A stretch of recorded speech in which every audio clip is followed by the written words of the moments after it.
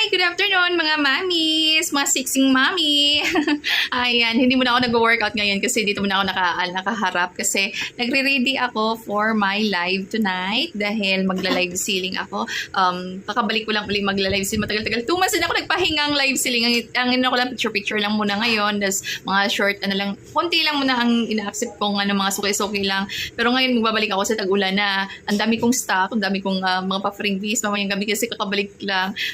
Hindi masyadong mahal yung paninda ko dahil wala akong binabayarang staff, wala akong ibang kasama, wala akong katulong, kundi ako lang, sarili ko lang. Kaya medyo, ano lang natin, yung affordable lang yung mga presyo, mga premium blazer from Korea, mixed may US, ang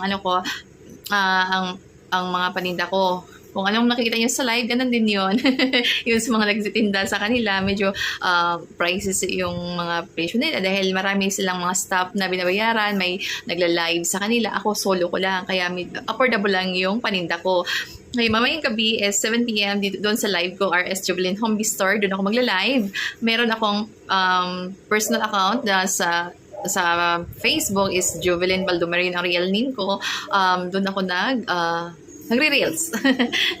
doon na nakikita yung bihira lang ako makipag-usap dito, di makipag face to face sa inyo na walang ginagawa dahil nangyari kasi nung nawala yung Facebook ko, grabing kaba ko. Sabi ko, paano kaya mga memories ko doon? Kaya naisipan ko talagang open na, magbubukas na ako ng YT. Kahit lang mga short videos lang, natutuwa naman ako, nakita ko, umabot ako ng laking tuwa na sa akin, umabot ako ng 1K na views.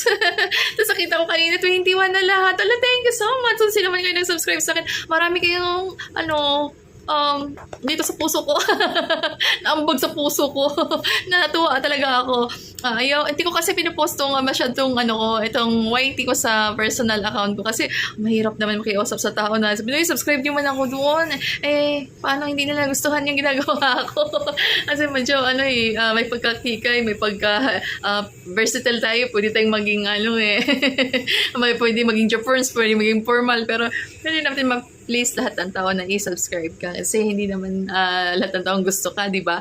Maraming salamat. Umabot tayong 21 kahit bagong-bago lang tong channel na to. Ito talaga purpose na para sa ma-save ko yung mga memories kasama yung pamilya ko. Siyempre, umiidad na rin ako, 47 na rin ako, hindi natin alam ang panahon. At least may maiwan sa mga kung magkaapo man ako.